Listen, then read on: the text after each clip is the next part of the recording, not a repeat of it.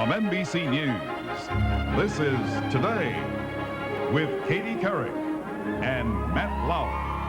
Live from Studio 1A in Rockefeller Plaza. Up next, why go to the office when you can work at home? We're back in a moment. This is Today on NBC.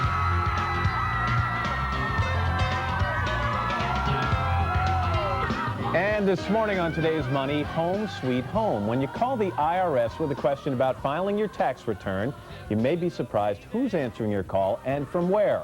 Today's financial editor, Gene Chatsky, has a look at interesting career opportunities that have some people saying there's no place like home. The order shall arrive within 10 business days from today, ma'am.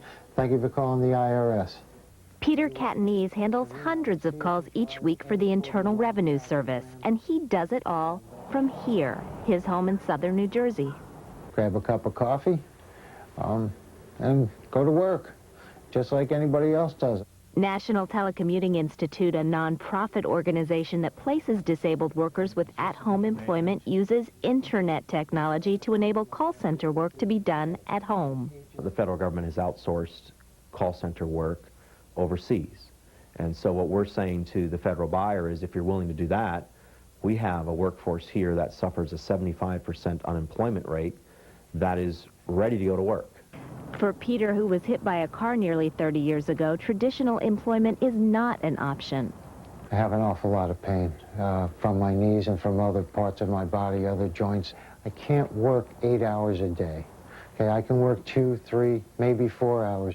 But those few hours mean more than just a paycheck. When you are disabled, you don't have a work identity. It's given me back my identity as someone that can walk around and be proud of himself.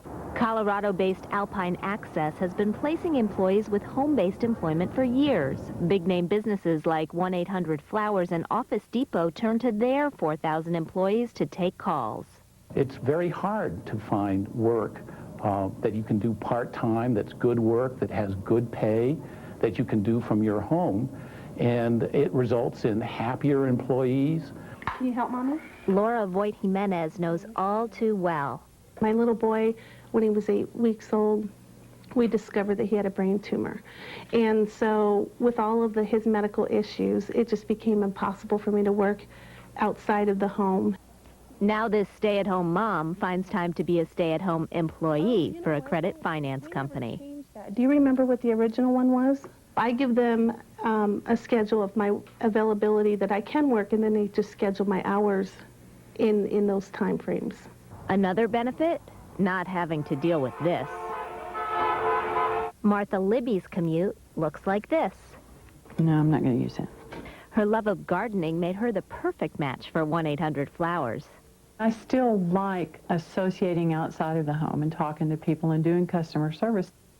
Though she's not ready to stop working, her husband is retired, and the flexible hours mean more time together. Hello, this is Peter Catanese, vendor number 8. Back in New Jersey, Peter Catanese has discovered an unexpected benefit. It's also a pleasure to pay my own taxes for a change. Gene Chatsky, good morning. Good morning. So if this is such a good idea, and in particular that piece concentrated on disabled Americans, any idea how many people are out there in the workforce being employed at home? More and more companies are offering you the option to work from home every single day. It's not just the work from home things we see ads plastered on telephone poles. It's that actual corporations, 20 or 30% of them are now offering this option to their workforce. And what's the benefit to the corporation or even the small business? Well, to the corporation, the benefits are twofold. Loyalty.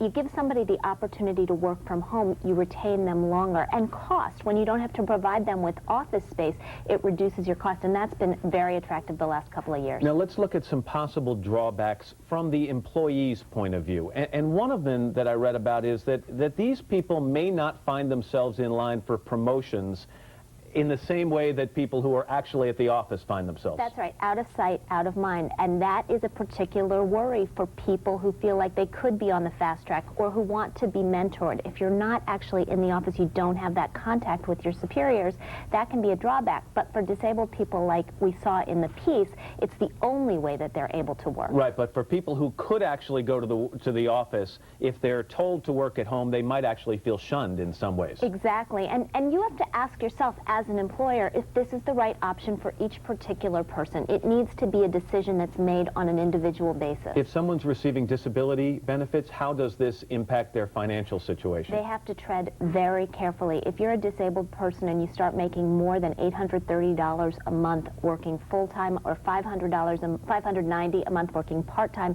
you could lose your benefits, so you have to be careful. All right, make sure you do the homework before you get into this. Absolutely. Jean Chatzky, thanks very much. And if it sounds like a good idea, you can check out Jean's column at today.msnbc.com.